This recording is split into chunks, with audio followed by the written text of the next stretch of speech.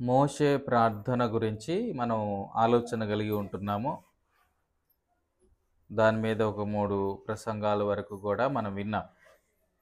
నిర్గమాకాండము 33వ అధ్యాయములోని కొన్ని మాటలను జ్ఞాపకం చేసుకుంటూ వాటి మీద దృష్టి పెడదాం. గడిచినటువంటి కాలంలో కూడా మోషే చేసిన ప్రార్థన మనము కీర్తన 90వ అధ్యాయములో మనము కొన్ని విషయాలు కూడా ఆలోచన కలిగి ఉన్నాం. తర్వాత 99వ అధ్యాయములోని 6వ వచనాన్ని కూడా ఆలోచన కలిగి ఉంటూ వచ్చాం. ఒకసారి చదువుదామా? కీర్తన 99:6.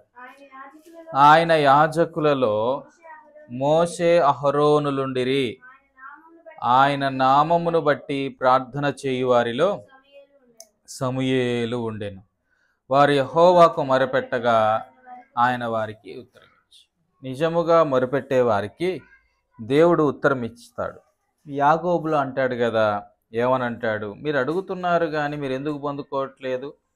మీ భోగేచ్ఛముల నిమిత్తమే మీరు అడుగుతున్నారు అంటాడు కదా. అడిగేటప్పుడు అది మనం భోగం కోసం అడుగుతున్నామా, దేవుని సంతోషపెట్టడానికి అడుగుతున్నామా అనేటువంటి ఆలోచన కలిగి ఉండాలి. అడుగుడి మీకు ఇవ్వబడును అని అన్నాడు కదా అని చెప్పి ఏది పడితే అది అడుగుతున్నావా? అందుకే అంటాడు 4వ అధ్యాయం 3వ వచనం, యాకోబు రాసిన పత్రిక 4వ అధ్యాయం మీరు అడిగినను. సో అడిగినప్పుడు అది ఏ ఉద్దేశంతో అడుగుతున్నావు అంటే భోగాలు అనుభవించడానికి నువ్వు అడుగుతున్నావు కాబట్టి దురుద్దేశముతో. చూడండి, ఒకటేమో భోగాలు అనుభవించాలని, రెండోదేమో దురుద్దేశంతో అడుగుతున్నావు కాబట్టి మీకేమీ దొరకట్లేదు, ఏమీ దొరకట్లేదు. చూడండి, నా యుద్ధకు వచ్చేవారిని నేను త్రోసివేనన్న దేవుడు ఆయన ఆశ్రయించే వారికి ఏ మేలు కూడా కొదువై ఉండదని చెప్పినటువంటి దేవుడే మీరు అడుగుతున్నారు కానీ మీకు దొరకట్లేదు అంటున్నాడు. అంటే ఇప్పుడు దేవుని దగ్గర నుంచి ఏమీ కూడా దొరకని పరిస్థితి ఏర్పడింది. ఎప్పుడు? మన ప్రార్థనలో దేవుని చిత్తం లేనప్పుడు, మన ప్రార్థనలు అవి భోగముల కొరకే అయినప్పుడు, మన ప్రార్థనలు దురుద్దేశముతో అయినప్పుడు ప్రభు మన ప్రార్థనలు ఏమాత్రం కూడా ఆలకించడు. ఇది సత్యం. మోషే చేసిన ప్రార్థనలు మనం ఆలోచన కలిగి ఉంటా ఉన్నాం కదా. సో మోషే చేసినటువంటి ప్రార్థనల గురించి తలంపు కలిగి ఉన్నప్పుడు ఇక్కడ మనం చూస్తున్నాం 33వ అధ్యాయం నిర్గమకాండంలో మోషే భోగాల కోసం ప్రార్థన చేశాడా? అసలు మోషే ఐగుప్తు ధనము కంటే క్రీస్తు విషయమై నింద గొప్ప భాగ్యం అని ఎంచినటువంటి వాడు. భోగాలు అనుభవించుకోవాలనుకుంటే మోషే ఐగుప్తులో ఉండిపోవచ్చు. ఇజ్రాయెల్ ప్రజలను విడిపించడానికే తానెందుకు పూనుకోవాలి? వాళ్ళ విషయమైనటువంటి చింత తానెందుకు కలిగి ఉండాలి? భోగాలు అనుభవించాలని ఎన్నడూ కూడా మోషే కోరుకోలేదు. మంచి మనస్తత్వం అనాలి. అందుకే ప్రభు అంటాడు, నా ఇంటిలో నమ్మకమైన వాడు. ఆయన ప్రార్థనలో కూడా ఆ నమ్మకత్వం కనబడతాం ఎప్పుడు కూడా. అందుకే మోషే ప్రార్థనలకు సమాధానం వచ్చేది. కారణం ఏంటంటే భోగాల కోసం ఎప్పుడు తాను ప్రార్థించలేదు. ఈ దినాన్ని మన ప్రార్థనలు ఎలా ఉంటున్నాయి అనేటువంటిది ఆలోచన ఒకటి మనం కలిగి ఉందాం. సరే, ఇప్పుడు విషయంలోకి వద్దాం. నిర్గమాకాండ 33వ అధ్యాయంలో ఆల్రెడీ 2 విషయాలు చూసాం. నీ మార్గము అన్నాడు, రెండోది వచ్చేసరికి కటాక్షము. లాస్ట్ వీక్ కటాక్షం గురించి మనం మాట్లాడుకున్నాం. ఇప్పుడు రండి, 3వ మాట వచ్చేసరికి 14, 15 వచనాలు చదువుదామా? అందుకు ఆయన, నా సన్నిధి నీకు తోడుగా వచ్చును, నేను నీకు విశ్రాంతి కలుగజేసేదనగా, మోషే నీ సన్నిధి రాని ఎడల ఇక్కడి నుండి మమ్మల్ని తోడుకొని పోకుము.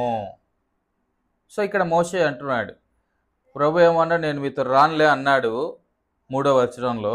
ఎందుకంటే మీరు లోబడిన వాళ్ళని ప్రజలు కాబట్టి మధ్యలో నేను మిమ్మల్ని సంహరిస్తానేమో అని చెప్తే మోషే అదెట్ట కుదిరిద్ది, నువ్వు రాకపోతే ఎలాగ ప్రభు, నీ వాగ్దానం ఏమిటి, మమ్మల్ని ఇలాగ వదిలేస్తావా అని భారంతో అతడు ప్రార్థన చేస్తున్నప్పుడు ప్రభు అంటున్నాడు, అందుకు ఆయన, నా సన్నిధి నీకు తోడుగా వచ్చును, నేను నీకు విశ్రాంతి కలిగజేసేదనగా, మోషే నీ సన్నిధి రాని ఎడల ఇక్కడి నుండి మమ్మల్ని తోడుకొని పోదు. ఆయన వస్తానన్నాడు, మరలా ఎందుకు మోషే ఈ మాట చెప్పాడు అని ఆలోచన చేస్తే మోషేకి దేవుని సన్నిధి అంటే అంత మక్కువ అనమాట. మనం ఈ దినం ప్రార్థించాల్సింది ఏమిటి అంటే, దేవుని సన్నిధిని మనం ప్రతిరోజు, ప్రతి చోట, ప్రతి సమయంలో అనుభవించువారమై ఉండాలి. దేవుని సన్నిధి. అందుకే అంటున్నాడు, నా సన్నిధి లేదా నీ సన్నిధి రాని ఎడల. ప్రభువా నా సన్నిధి నీకు. చాలా సన్నిధి అంటే అర్థమవుతుందిగా, ఆ ఆ వ్యక్తి మనతో ఉండడం, ప్రభు మనతో ఉండడం అని అర్థం. ప్రభు మనతో ఉండాలి. నా సన్నిధి అంటున్నాడు. నా సన్నిధి అంటున్నాడు. సో ప్రభు మనతో రాకపోతే, అందుకే నా సన్నిధి నీకు తోడుగా వచ్చాడు. సన్నిధి అంటేనే తోడు అనమాట. కనుక ఇక్కడ దేవుని యొక్క సన్నిధిని మనం కోరుకోవాలి ఎక్కడ ఉన్నప్పటికి కూడా. చాలాసార్లు ఏం చేస్తాము అంటే, ఆయన కనబడ్డు కదా, మనుషుల సన్నిధిని కోరుకుంటాం. ప్రెజెన్స్ ఆఫ్ మెన్ అనొచ్చు. మనుషుల సన్నిధి, మనిషి కనబడతాడు, కనబడేసరికి వాని మీద విశ్వాసం నిలుపుతాం, వాని మీద నమ్మకం నిలుపుతాం. కానీ కనబడే మనిషి దగ్గర సామర్థ్యం ఉండదు, గుర్తుపెట్టుకోండి. వాడు నీతో పాటు ఉండొచ్చు, కొంత దూరం సాగొచ్చు, మరి కొంత దూరం వెళ్ళాక సైడ్ అయిపోయే అవకాశాలు ఎన్నో కనబడతా ఉంటాయి. కానీ దేవుడు మాత్రం మనల్ని నిత్యం మనతో ఉండేటువంటి దేవుడు, మనల్ని ఎన్నడూ కూడా విడువడు, ఎడబారి అని చెప్పినటువంటి దేవుడు. సో మోషేకి తెలుసు దేవుని సన్నిధి యొక్క శక్తి సామర్థ్యాలు ఏంటో. మోషేకి బాల్య దశలో అక్కడ మనం చూస్తాము, తల్లిదండ్రుల సన్నిధి కొంత ఉంది, కొంత పెంచారు. తర్వాత అతన్ని తీసుకెళ్ళి 3 నెలల తర్వాత కాదు ఆ జమ్ముపెట్టలో చేసి నైలు నదిలో వదిలిపెడతారు. తర్వాత మిరియాము ఫరో కుమార్తెతో మాట్లాడిన దాన్ని బట్టి మరలా తిరిగి మోషే తల్లి ఆమెను పెంచింది. తర్వాత మరలా ఎక్కడికి వెళ్ళాడు అంటే ఐగుప్తు రాణి దగ్గరికి చేరాడు, ఆ ఫరో కుమార్తె దగ్గరికి. అక్కడ పెంచబడ్డాడు. అక్కడ సన్నిధి వేరు. ఇక్కడేమో తల్లి సన్నిధిగా మనం చూడొచ్చు, ఒక కుటుంబ వాతావరణంగా. తర్వాత ఇంకో సన్నిధి ఏమిటి, అది ఐగుప్తు సన్నిధిగా మనకు కనబడతా ఉంది. ఆ ప్రెజెన్స్, ఐగుప్తులో ఉండే సుఖభోగాలు. తర్వాత ఎక్కడికి వెళ్ళాడు, మిద్యానికి వెళ్ళాడు. మళ్ళీ మిద్యాన్ నుంచి ఎక్కడికి వచ్చాడు, ఐగుప్తుకి వచ్చాడు. ఐగుప్తులోంచి ఇజ్రాయెల్ ప్రజలు తోడుకొని వెళ్తున్నాడు. సో మోషే గ్రహించింది ఏంటంటే, మనుషుల యొక్క సన్నిధి మనతో ఉండేది కొద్ది కాలమే. అది నీ భార్య అవ్వచ్చు, నీ భర్త అవ్వచ్చు, నీ అక్క అవ్వచ్చు, నీ అన్న అవ్వచ్చు, నీ తమ్ముడు, నీ చెల్లి అవ్వచ్చు, ఎవరైనా అవ్వచ్చు. మనుషుల సన్నిధి మనతో నిత్యము ఉండదు. అందుకే మోషే కోరుకుంది ఏంటంటే, ఒక పెద్ద సైన్యం ఇవ్వు అని అడగట్లేదు, ఇంకేదో ఇవ్వు, ఒక బలవంతుని ఇవ్వు అని అడగట్లేదు. అయ్యా నాకు ఇదంతా కాదు, నీ సన్నిధి నాకు కావాల్సిందే. నీ సన్నిధి లేకపోతే నేను ఒక అడుగు ముందుకు కూడా వేయలేను. నీ సన్నిధి నాకు కావాల్సిందే అని అడిగాడు. చాలాసార్లు మనం దాని గురించినటువంటి అవగాహన లేకో మరి ఏంటో కానీ అడగం. దేవుని సన్నిధానాన్ని కోరుకోవాలా, దేవుని సన్నిధానాన్ని అడిగేవారముగా ఉండాలి. ఐగుప్తులో నుంచి బయటకు వచ్చిన తర్వాత దేవుని సన్నిధాన అనుభవాన్ని చాలా స్పష్టంగా చూడగలిగాడు. అంతకుముందు దేవుని సన్నిధాన అనుభవం తనకు పెద్దగా అవగాహన లేదు. ఎవరికి? మోషేకి. సో అతడు ఆ మిద్యాన్లో ఉండి మావ మందరం కాచుకుంటున్నటువంటి సమయంలో ప్రభు అక్కడ మాట్లాడు, మండుచున్న పొద. అక్కడి నుంచి ప్రారంభమైంది దేవుని సన్నిధి యొక్క అనుభవం. ఆ అనుభవం గుండా సాగుతున్నటువంటి మోషే తన విశ్వాస యాత్రలో ప్రభు చేత నడిపించబడ్డాడు. ఫరో యొద్దకు వెళ్ళి నిలవబడి మాట్లాడడం అంటే సామాన్యమైన పని కాదు. తెలుసు ఫరో దగ్గరికి వెళ్తే మరలా చంపుతాడు అనేటువంటి విషయం. అయినప్పటికీ కూడా దేవుని సన్నిధి ఆయనకి ధైర్యం ఇచ్చింది, దేవుని సన్నిధి ఆయనకు భరోసాని ఇచ్చింది. ఇవన్నీ చూస్తాం ముందు ముందు. సో దేవుని సన్నిధి యొక్క తోడును అప్పటి నుంచి అతడు ఆస్వాదించడం ప్రారంభించాడు. మండుచున్న పొద అనుభవం కాంచి ఐగుప్తులో నుంచి ఇజ్రాయెల్ ప్రజలను బయటికి తీసుకొచ్చిన తర్వాత నిర్గమాకాండం 13వ అధ్యాయంలో దేవుని సన్నిధి వారితో వచ్చిన విధానంగానే ఆలోచన చేస్తే ఇది మనందరికి తెలిసిన విషయమే. 21వ వచనం, వారు పగలు రాత్రియు ప్రయాణము చేయునట్లుగా యెహోవా త్రోవలో వారికి నడిపించుటకే పగటి వేళ మేఘస్తంభమును, వారికి వెలిగించుటకు రాత్రివేళ అగ్నిస్తంభమునై ఉండి వారికి ముందుగా నడుచుచూ వచ్చెను. ఆయన పగటి వేళ మేఘస్తంభమైనందున, రాత్రివేళ అగ్నిస్తంభమైనందున ప్రజల ఎదుట నుండి తొలగిపోలేదు. మేఘస్తంభమైనను అగ్నిస్తంభమైనను ప్రజల ఎదుట నుండి దేవుని సన్నిధి ఎప్పుడు తొలగిపోదు, గుర్తుపెట్టుకోండి. ఇది మోషే ఈ ఐగుప్తులో నుంచి బయటకు వచ్చిన తర్వాత దీన్ని అనుభవపూర్వకంగా ఎరిగినటువంటి వాడు. వాళ్ళ ప్రయాణంగానే మనం చూసినట్లయితే కింద అంటాడు చూడండి 20వ వచనంలోనే, వారు సుక్కోతు నుండి ప్రయాణమైపోయి అరణ్యము దగ్గరున్న ఏతాములో దిగి పైకి వెళ్తే ఇంకా ఎర్ర సముద్రపు అరణ్య మార్గము ఇవన్నీ కనబడతా ఉంటాయి. సో ఇక్కడ ఏంటి అంటే వాళ్ళు వెళ్ళిన మార్గాలు ఎలాంటి మార్గాలు? ఎడారి మార్గాలు, అరణ్యపు మార్గాలు కదా, ఎంతో భయంకరమైన కఠినమైన మార్గాలు. ఈ కఠినమైన మార్గాల్లో ఈ అరణ్యములో మేము క్షేమంగా నడవగలిగాము అంటే అది కేవలం ఎవరి కృప? దేవుని కృపే. ప్రాముఖ్యంగా దేవుని సన్నిధానాన్ని మేము అనుభవించాం. దేవుని సన్నిధానాన్ని వారు అనుభవించారు. పగలేమో మేఘస్తంభముగా, రాత్రేమో అగ్నిస్తంభముగా. అంటే దేవుని సన్నిధి వారి జీవితాల్లో ఎంత అద్భుతంగా పనిచేసిందో మోషే ఎరిగినవాడు గనక ఇప్పుడు అంటున్నాడు, ప్రభు రాననేసరికి, అదేంటి ప్రభువా, అసలు నీ సన్నిధి లేకపోతే అసలు ఇక్కడ దాకా వచ్చేవాళ్ళమా?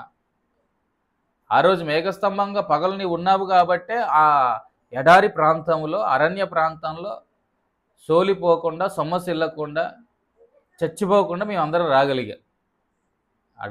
ఎడారి ప్రాంతంలో, అరణ్య ప్రాంతంలో భయంకరమైన వేడిమి గాలులు వీస్తున్నప్పుడు వాళ్ళు అంత చక్కగా నడవగలిగారు అంటే మేఘస్తంభముగా ప్రభు వారితో ఉన్నాడు కాబట్టి. మనం నడవగలమా మిట్ట మధ్యాహ్నం ఈ ఎండలకి? కానీ వాళ్ళు అంత భయంకరమైనటువంటి వేడిమి గుండా వారి యాత్ర సాగుతున్నప్పటికీ కూడా ప్రభు మేఘస్తంభంగా ఉన్నాడు. ఊరికే మోషే ఆ మాట అనట్లేదు, నీ సన్నిధి రావాలి అని. ఆయనకు తెలుసు నిజంగా అప్పుడు మాతో ఎంతగా వచ్చావు అరణ్యంలో, ఇప్పుడు నువ్వు రానంటే ఎలాగ ప్రభువా, నువ్వు రావాల్సిందే అన్నట్లు అక్కడ ప్రార్థన చేస్తున్నాడు. సరే, పగల దగ్గరకు వచ్చేసరికి అలా మేఘస్తంభంగా, రాత్రి అగ్నిస్తంభం. సో అగ్నిస్తంభంగా అదొక వెలుతురుగా, వెలుగు. క్రూరమైనటువంటి మృగాలు అందాం, శత్రువులు అందాం, దొంగలు అందాం, వీళ్ళందరూ ఎప్పుడు దాడి చేస్తారు? చీకటిలో, రాత్రిలో దాడి చేస్తారు. సో శత్రువులు, మృగములు వీళ్ళెవరు కూడా దాడి చేయకుండానట్లు ఆ వెలుగుగా, ఏమండి, అగ్నిస్తంభముగా ఆ దేవుని సన్నిధానాన్ని వారు అనుభవించారు. అసలు ఇంత దూరం మా యాత్ర సాగింది అంటే నీ సన్నిధి మాకు తోడుగా రావడాన్ని బట్టి. ఇప్పుడేమో నువ్వు రానంటున్నావు. నిజమే, మేము అవిధేయులమే, కానీ ప్రభువా నువ్వు రావాలి కదా అని బ్రతిమలాడుకుంటున్నాడు. అందుకే ప్రభు అన్నాడు, నా సన్నిధి నీకు తోడుగా వచ్చు. ఆ వాగ్దానాన్ని పట్టుకొని బయలుదేరినాడు. యెహోషువతో కూడా అంటాడు. భక్తులు వీళ్ళందరూ కూడా దేవుని సన్నిధానాన్ని ఎంతో అనుభవించిన వారు కదా. 1వ అధ్యాయం యెహోషువ గ్రంథం 5వ వచనం, నీవు బ్రతుకు దినములన్నిటిను ఏ మనుష్యుడు నీ ఎదుట నిలవలేకయుండును, నేను మోషేకు తోడయ్యుండినట్లు నీకును తోడయ్యుందును అంటున్నాడు. మోషే జీవితంలో ఏ రీతిగా అయితే దేవాతి దేవుడు తోడుగా ఉండి ఆయన సన్నిధిని తోడుగా ఉంచి మోషేకి విజయాలు ఇస్తూ వచ్చాడో, ఇదిగో యెహోషువ భయపడుతున్నావా? నీ ముందున్నటువంటి ఆ కానాను దేశంలో ఈ ప్రజలను ఎలా తీసుకెళ్ళాలి? మిక్కిలి సాత్వికుడైనటువంటి మోషేనే మరి ఈ ప్రజలను ఇక్కడ దాకా నడిపించగలిగాడు. అసలు నేను తీసుకెళ్ళగలనా అనేటువంటి ఆలోచనలో ఉన్నటువంటి యెహోషువతో, ఇదిగో యెహోషువ, నా సన్నిధి మోషేకు తోడుగా ఉంచాను, కడ వరకు నేను మోషేకు తోడుగా ఉన్నాను, ఇదిగో నేను నీకు తోడుగా ఉంటాను అని చెప్పి ఎంత గొప్ప ధైర్యం ఇస్తూ ఉన్నాడు. తలంపు ఏంటంటే దేవుని సన్నిధి మనం కోరుకోవాలి. నువ్వు ఎక్కడైనా ఉండు, దేవుని సన్నిధి కాపుదల నీకు దొరకకపోతే నీ ఆస్తి కావచ్చు, నీ బంగారం కావచ్చు, నీ వెండి కావచ్చు, నీ బలము కావచ్చు, నీ జ్ఞానము కావచ్చు, ఇవి తోడుగా ఉండడం బట్టి నీకు ఏది జరగదు. గుర్తుపెట్టుకో, ఏది ఒరిగేది కూడా ఉండదు. దేవుని సన్నిధి తోడుగా లేకపోతే ఇవన్నీ ఉన్నా కూడా అదంతా కూడా ఏమిటి? వ్యర్థమే, శూన్యమే, దేనికి పనికిరాదు. అందుకే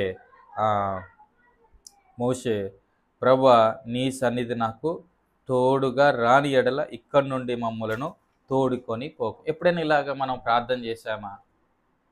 అసలు ఆయన రాకుండానే ఎన్ని ప్రయాణాలు చేశాం మనం ఆత్మీయ యాత్రలో.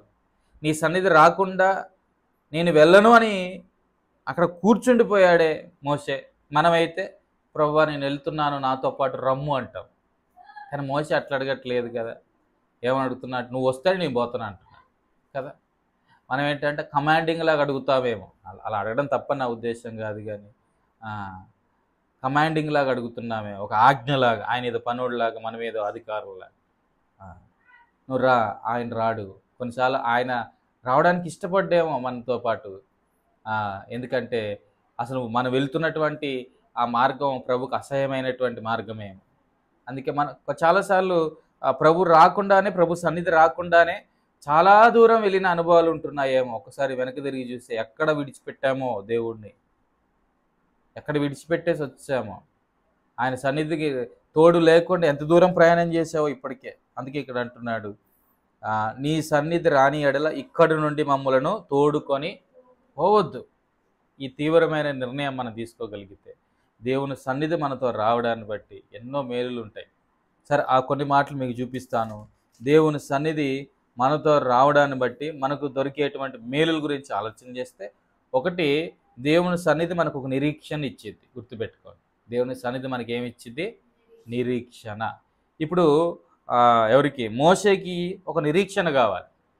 అసలు మోషే ఈ గొప్ప పని చేపట్టడానికి కారణమే దేవుడిచ్చిన వాగ్దానాన్ని బట్టి, ప్రభు తప్పకుండా నా ప్రజలను విడిపించి తాను చెప్పిన విధముగా మా పితరులైనటువంటి అబ్రహాము, ఇస్సాకు, యాకోబులకు సెలవిచ్చిన దేవుడు నాతో మాట్లాడుతున్నాడు. ఇదిగో ఆ కానాను దేశాన్ని నాకు, లేదా నా ప్రజలకు ఇస్తానని చెప్పాడు.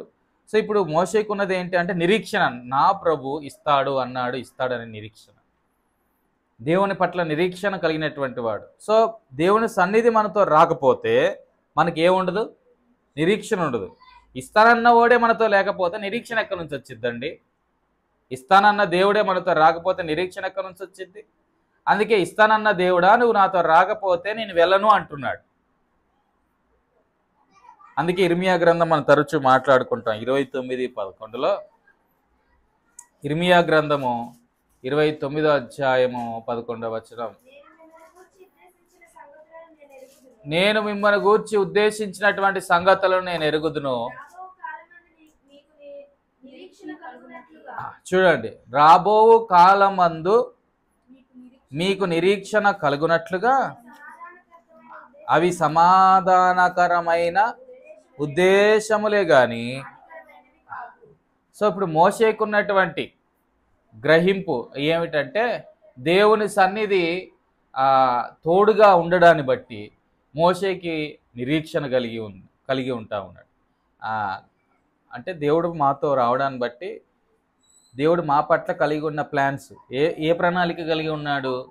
ఐగుప్తులో నుంచి విడిపించే వాళ్ళని ఆ యొక్క పాలు తేనెలు ప్రవహించే కానాను దేశంలో ప్రవేశించడం. సో దేవుడు మాతో రావడాన్ని బట్టి, ఆయన సన్నిధి మాతో రావడాన్ని బట్టి మాకున్న నిరీక్షణ ఏంటంటే, ఈ ప్రణాళిక అంతా కూడా అది మాకు సమాధానకరమైంది, అది మాకు హానికరమైంది కాదు. ఎందుకంటే ఈ మార్గంలో రకరకాల పరిస్థితులు ఏర్పడతాయి కదా, కొన్ని యుద్ధాలు ఏర్పడతాయి, కొన్ని అవరోధాలు ఏర్పడతాయి. అయితే దేవుడి సన్నిధి మనతో ఉండడాన్ని బట్టి మనకు నిరీక్షణ. యుద్ధాలు ఉంటే ఉండని, ఆ యొక్క పోరాటాలు జరిగితే జరగని, లేకపోతే దాడులు జరిగితే జరగని, ప్రభు మనతో ఉన్నాడు. దేవుని సన్నిధితో మనతో ఉండడాన్ని బట్టి మనకుండే నిరీక్షణ ఏంటి అంటే, ఇదిగో తప్పకుండా అవి మనకు సమాధానకరంగానే ఉంటాయి, అవి మనకు మేలుకరముగానే ఉంటాయి. సో దేవుని సన్నిధి మనతో రావడాన్ని బట్టి మనకు ఎంతో గొప్ప నిరీక్షణ. చాలాసార్లు విశ్వాస యాత్రలో నిరీక్షణ కోల్పోతున్నాం. దేనికి నిరీక్షణ ఎందుకు ఉండట్లేదు?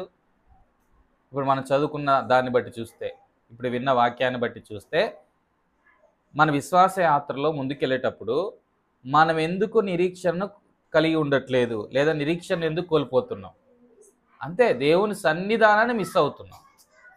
ఏంటో నాకు ఇలా అయిద్దని నమ్మకం లేదన్నా అనేస్తాం కదా కొన్నిసార్లు. ఏంటో అన్నట్లుగా అంటే నిరీక్షణ లేని మాటలు మాట్లాడుతున్నాం. కారణం ఏంటి అంటే, దేవుని సన్నిధి నీతో తోడుగా లేదు. దేవుని సన్నిధి నీతో తోడుగా ఉన్నప్పుడు అది బాకా లోయ అయినప్పటికీ కూడా నిరీక్షణ లోయగా మారిపోయింది కదా, అంతే కదా. దేవుని సన్నిధి నీతో తోడుగా ఉన్నప్పుడు నీ సింహాల బోన్లో కూడా నీకేముంటుంది? నిరీక్షణే ఉంటుంది. ఇప్పుడు షడ్రక్ మేషక్ అబేద్నెగోల గురించి మనం ఆలోచన చేస్తే,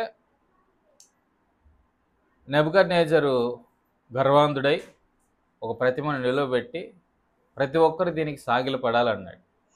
సాగిలపడాలి అని చెప్పినప్పుడు అందరూ సాగిలపడ్డారు. షడ్రక్ మేషక్ అబేద్నెగోలు ఏం చేయలేదు? సాగిలపడలేదు. సాగిలపడకపోయేసరికి క్రూరుడయ్యాడు. ఏంటి సాగిలపడట్లేదు అంటే, వాళ్ళు చాలా చక్కగా సమాధానం చెప్పారు. ఇదిగో నీవు నిలువబెట్టినటువంటి ప్రతిమకు మేము సాగిలపడం, మా దేవుడే నిజమైన దేవుడు, సో మేము దానికి ఏమాత్రం సాగిలపడ. మరి మీకు తెలుసు కదా ఈ ఆజ్ఞ జారీ చేయబడింది, ఎవరైనాను దీనికి సాగిలపడకపోతే వారిని తీసుకెళ్ళి ఎక్కడేస్తారు? అగ్నిగుండంలో వేస్తారు. వాళ్ళు సింపుల్గా చెప్పారు, రాజా అసలు నీకు సమాధానం చెప్పుకోవాల్సిన అవసరతే లేదు, మాకు లేదన్నట్టుగా మాట్లాడారు కదా. మా దేవుడు మమ్మల్ని ఏం చేయగలడు, రక్షించగలిగినటువంటి వాడు కదా. ఒకసారి చూడండి ఆ మాటలు కొన్ని దానియేలు గ్రంథంలో. దానియేలు ఏస్కేల్ తర్వాత చదువు. అంతటా నెబుకద్నెజరు వారితో ఇట్లనెను, షడ్రకు మేషకు అబేద్నెగో అను వారులారా, మీరు నా దేవతను పూజించటలేదని.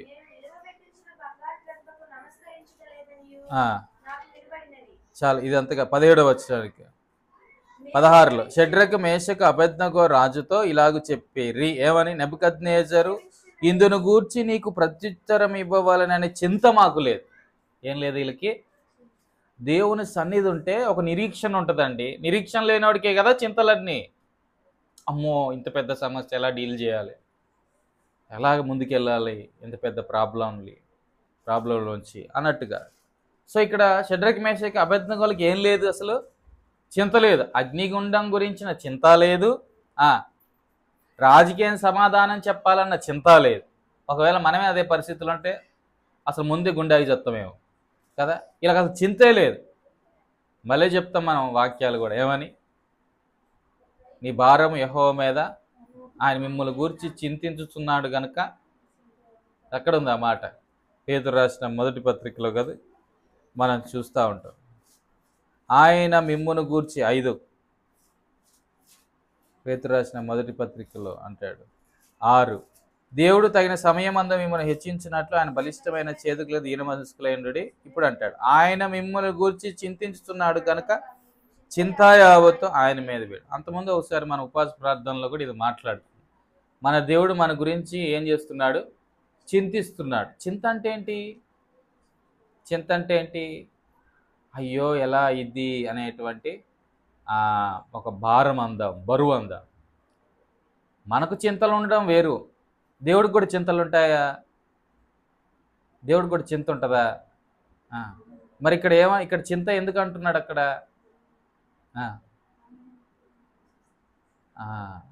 ఇంకో రకంగా ఆలోచన చేస్తే ఆయన చింత ఏంటంటే మన గురించి చింత ఆయనకి. ఏంటి ఆ చింత? ఈ ప్రజల గురించి నేను ఆలోచిస్తాను అని చెప్తున్నప్పుడు వాళ్ళ ఆ భారం నా మీద వేయకుండా ఉంటారేమోనన్న చింత ఆయనకి. వీళ్ళేంటి బరువు నా మీద వేయకుండా ఉంటున్నారు, వీళ్ళేంటి వాళ్ళ సమస్య నాకు చెప్పుకోకుండా ఉంటున్నారనే చింత ఆయనకి. అంతేగాని ఆయనకేదో చింత, వేరే చింత కాదు. అయ్యో నా భవిష్యత్తు ఏంటి అనే చింత కదా ఆయనకు ఉంది. వీళ్ళేంటి పిచ్చి వాళ్ళలాగా, వెర్రి వాళ్ళలాగా బరువు మోసుకుంటున్నారు. అరే నేను పక్కనే ఉన్నాను, వాళ్ళ గురించి ఆలోచన చేస్తున్నాను, వాళ్ళ గురించి తలంపులు కలిగి ఉన్నవాడిని, ఉద్దేశాలు కలిగి ఉన్నటువంటి వాడిని, అవి కూడా సమాధానకరమైనవి, అవి కూడా వారికి మేలు చేసే ఉద్దేశాలే. మరి వాళ్ళతో పాటు ప్రయాణం చేస్తున్నాను, ఆ బరువేద నా మీద వేయొచ్చు కదా, వీళ్ళేంటి వేయట్లేదు అనే చింత ఉంది ఆయనకి. ఈ ప్రజలేంటి ఇలా ఉన్నారు. సరే ఇక్కడికి వస్తే అసలు వీళ్ళకి ఏ చింత లేదు. మరి వీళ్ళ చింత అంతా ఎవరి మీద వేశారు? దేవుని మీద వేశారు. కారణం ఏంటంటే దేవుని సన్నిధి వారితో ఉంది. దేవుని సన్నిధి. అంతకుముందు కూడా ఈ మాట చెప్పినాను. షడ్రకు మేషకు అబేద్నెగోలు నలుగురుగా కనబడ్డారు. ఎప్పుడు? అంతకుముందు ఈ మాట చెప్పాను, మీకు గుర్తుందో లేదో. వాళ్ళు ఎలా ఫీల్ అయ్యారు అంటే వాళ్ళు ముగ్గురుగా ఫీల్ అవ్వలేదు, మీరు నలుగురం అని ఫీల్ అయ్యారు. ఎప్పుడు? రాజు దగ్గర మాట్లాడేటప్పుడే, రాజుతో ఈ మాట చెప్పేటప్పుడే వాళ్ళకున్న ధైర్యం ఏమండి ఏంటి అంటే ప్రభు సన్నిధి మాతో ఉంది. అందుకే వాళ్ళు ఏం చేయట్లేదు, చింతపడట్లేదు. చదవండి మరలా మాట ఏమన్నాడు? చింత మాకు లేదు.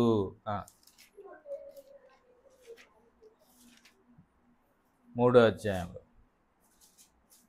16 అయిపోయింది, 16లో చూస్తున్నాం కదా. ఇందును గురించి నీకు ప్రత్యుత్తరం ఇవ్వవాలనే చింత మాకు, ఏ చింత లేదు, చస్తామన్న చింత లేదు, ఏం సమాధానం చెప్పాలో రాజుకునే చింత లేదు, ఏ భయం లేదు. మేము సేవించుచున్న దేవుడు మండుచున్న వేడిమి గల అగ్నిగుండములో నుండి మమ్మల్ని తప్పించి రక్షించుటకు సమర్థుడు, తప్పించగలడు, సమర్థుడు. మరియు నీ వశములో పడకుండా ఆయన మమ్మల్ని రక్షించును. ఖచ్చితంగా చెప్తా ఉన్నాను.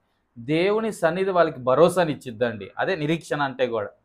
నా దేవుడు సమర్థుడు అనే నిరీక్షణ, నా దేవుడు రక్షించే దేవుడు అనే నిరీక్షణ, నా దేవుడు బరువు మోసే దేవుడు అనే నిరీక్షణ. దేవుని సన్నిధి ఇంత గొప్ప అనుభవం వాళ్ళు కలగజేసింది. సో వీళ్ళు ఇంత ధైర్యంగా ఉండడానికి కారణం ఏంటి అంటే, వాళ్ళు, నేను అనుకుంటాను, వాళ్ళు ముగ్గురుగా లేరు. సరే, ఇది కొత్త నిబంధన మాట అయి ఉండొచ్చు. ఎక్కడైతే ఇద్దరు ముగ్గురు నామములు ఏకీభవిస్తున్న వారి మధ్య పాత నిబంధనలు లేడా ఉన్నాడు. సో ఇక్కడ కూడా వాళ్ళు దాన్ని ఎక్స్పీరియన్స్ అయ్యారు.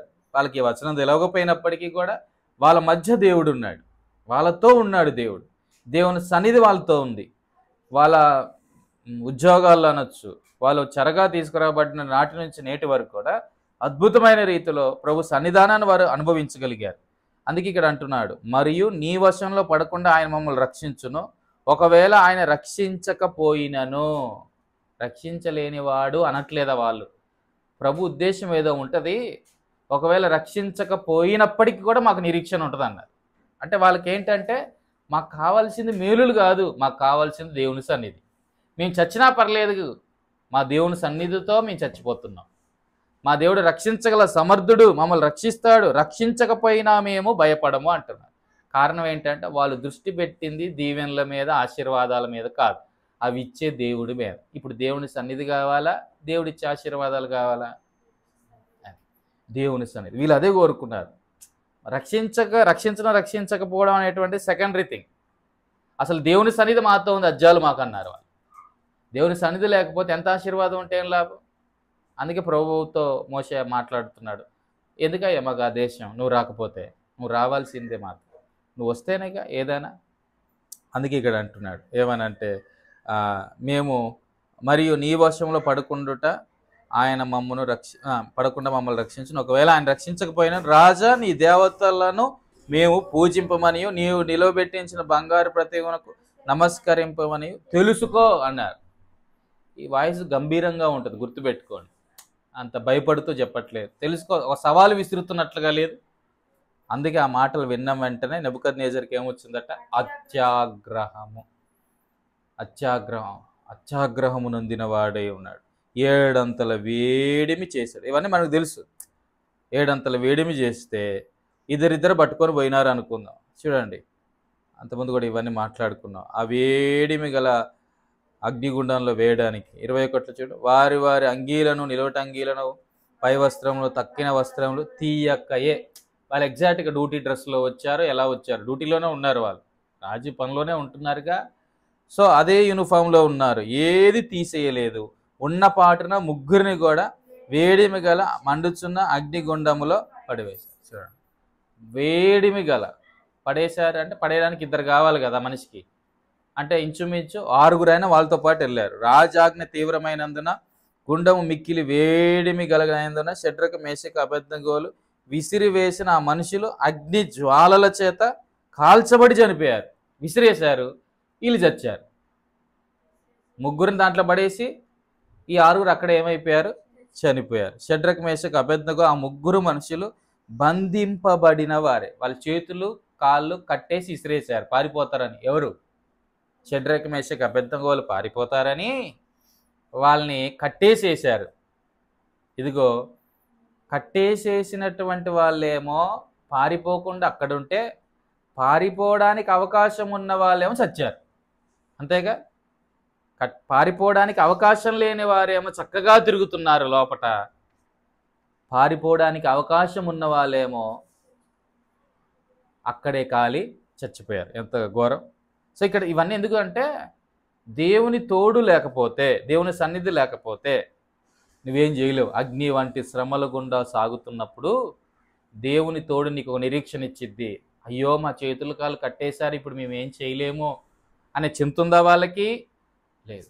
వీళ్ళు కాళ్ళ చేతులు కట్టివేయబడలేదు, పారిపోవడానికి చాలా అవకాశాలు ఉన్నాయి అగ్ని జ్వాలలతో చంపబడకుండా. కానీ వారు ఏమయ్యారు? పారిపోలేకపోయారు. కారణం ఏంటంటే వాళ్ళకు దేవుని సన్నిధి లేదు. సో కట్టివేయబడ్డప్పటికీ, అగ్నిగుండంలో పడివేయబడ్డప్పటికీ వాళ్ళకున్న నిరీక్షణ ఏంటంటే, దేవుడు మాతో ఉన్నాడు. మేము అగ్నిగుండంలోకి వెళ్తే ఏంటి, ఎక్కడికి వెళ్ళినా నా ప్రభు నాతో పాటు వస్తాడు. వాళ్ళ ఎక్స్పీరియన్స్ అయింది అదే. మోషే దాని గురించే మాట్లాడుతున్నాడు.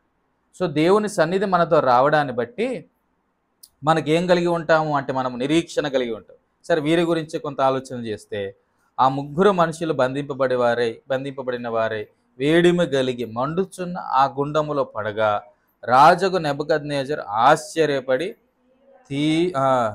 తీవ్రముగా లేచి, నేను ముగ్గురు మనుషులను బంధించి అగ్నిగుండంలో వేసితనే కదా అని తన మంత్రులను అడిగాను. వారు, రాజా సత్యమే అని రాజుతో ప్రత్యుత్తరం ఇచ్చారు. అందుకు రాజు, నేను నలుగురు మనుషులను బంధకములు లేక అగ్నిలో సంచరించుట చూచుచున్నాను. వారికి హాని ఏమీ కలగలేదు. నాలుగో వాని రూపము దేవతల రూపములని పోలినదని వారికి ప్రత్యుత్తరం ఇచ్చాను. సరే, ఇక్కడ చాలా విషయాలు కనబడతాయి, అవంతా ధ్యానం చేయలేము. కానీ ఇక్కడ తలంపు ఏంటంటే, రాజు చూశాడు, ఇదేంటి ముగ్గురినేగా మనం వేసింది, ముగ్గురిని కూడా బంధించేశాము, కానీ ఇప్పుడు చూస్తే ముగ్గురు ఎలా ఉన్నారు, తిరుగులాడుతున్నారు. వారితో పాటు ఇంకొకరు కనబడుతున్నారు, నలుగురు కనబడుతున్నారు. పాత నిబంధనలో అన్యుడు యేసును ప్రభువును చూసిన అనుభవం ఎవరికైనా దొరికిందా అంటే, ఇదిగో అక్కడ హాగర్కి దొరికింది యెహోవా దూతగా. ఇక్కడ వారు ముగ్గురితో పాటు సంచరించిన వ్యక్తి ఎవరో కాదు, యేసు ప్రభు వారు. సో ఇప్పుడు ఆ భాగ్యం ఈ దౌర్భాగ్యుడు కూడా దొరికిందన్నారు.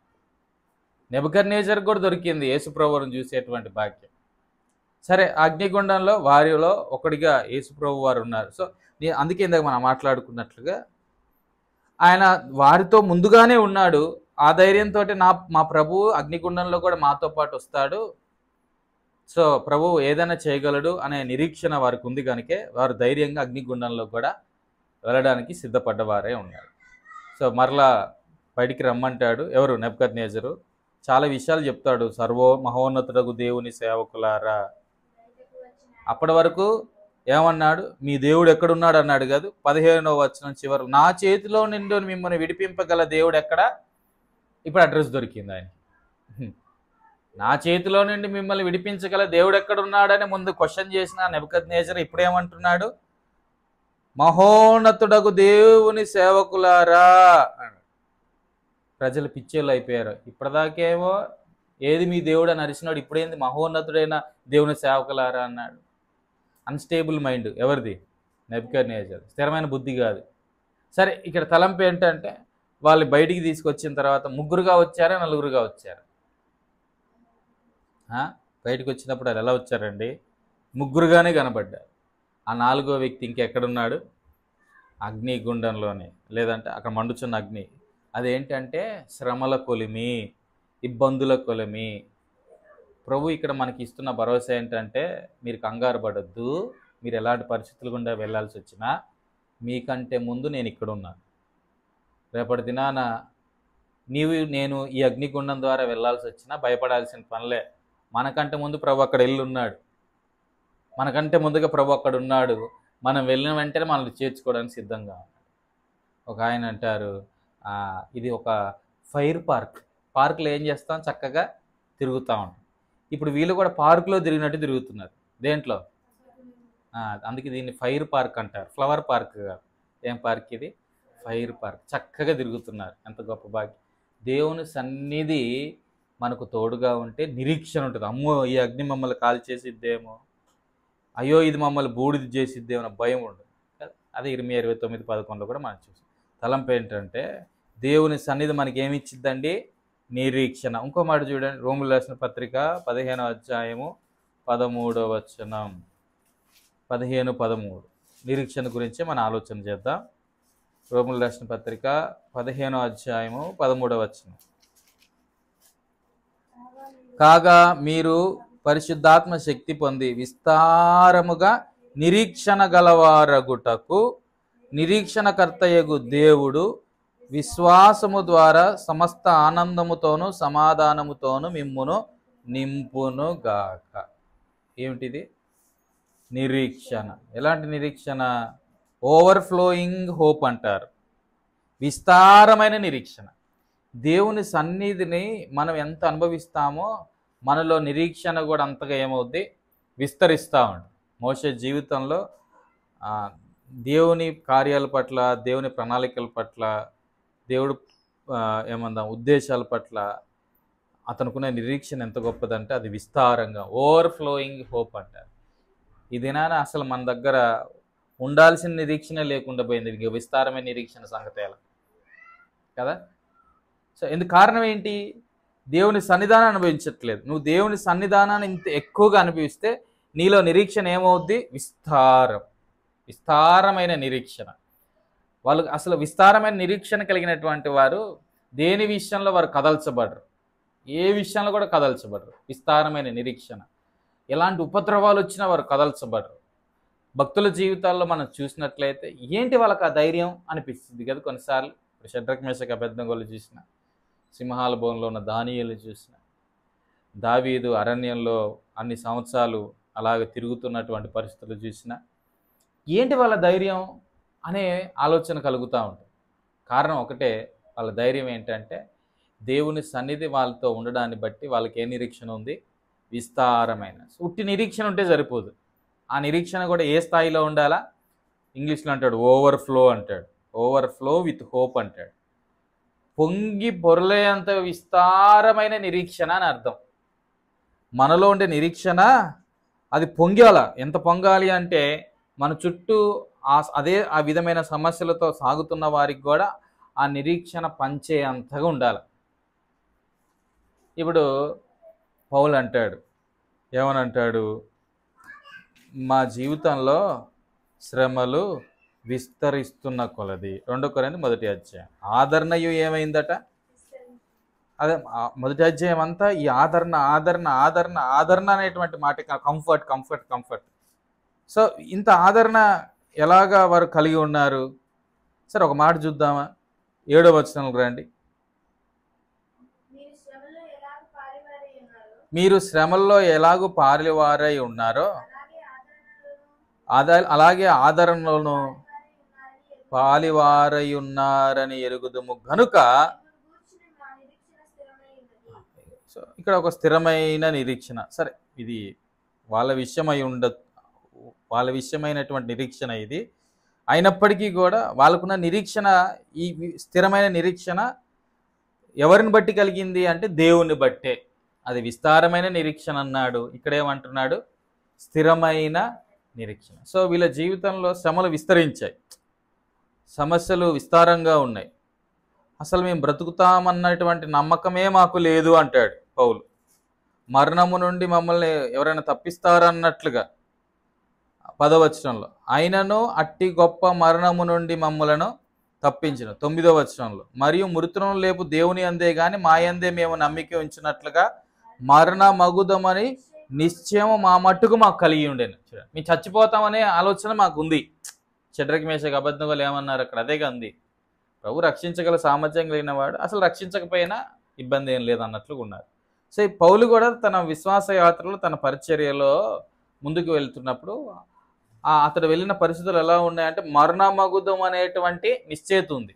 అయినప్పటికీ కూడా ప్రభునందు వారికి ఉన్నటువంటి నిరీక్షణ వాళ్ళు ఏం చేసిందంటే ఆదరించి సమస్యల్లో నుంచి బయటికి తీసుకురాగలేదు. ఇప్పుడు అదే పౌలు కొరింథీయులకు ఈ పత్రిక రాస్తూ, అయ్యో మీరు కూడా శ్రమల గుండా వెళ్తున్నారు అయ్యలారా, మేము శ్రమల గుండా వెళ్ళాము.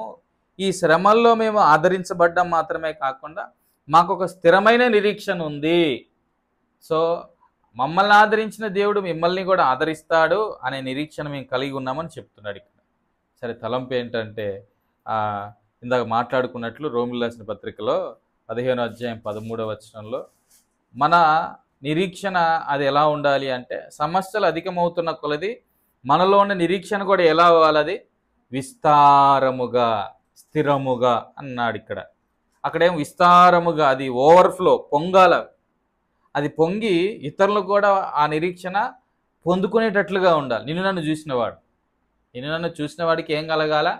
నీరసం కాదు కలిగేది, నిరీక్షణ కలగాలి. అరే వీళ్ళ దేవుడు భలే గొప్ప దేవుడు అని. కానీ కొన్నిసార్లు మనల్ని చూసిన వాళ్ళు ఒకవేళ ఇలా చెప్పలేకపోతున్నారేమో.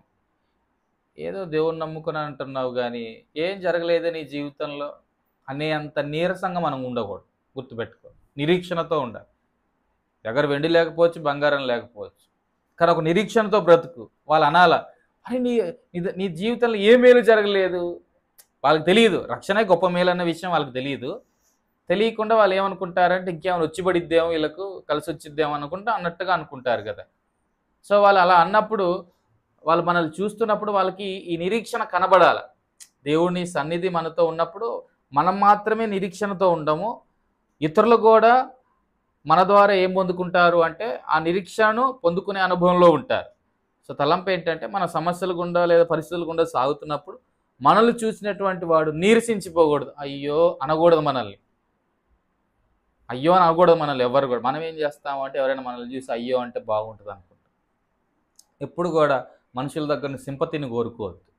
ఎవరైనా నన్ను చూసి అయ్యో అంటే ఎంత బాగుండో, ఏమైనా దొరికిద్దేమో అన్నట్టు. అందుకే మనుషులు చెప్పుకోకూడదు మన సమస్యలు, దేవునికే చెప్పుకోవాలి.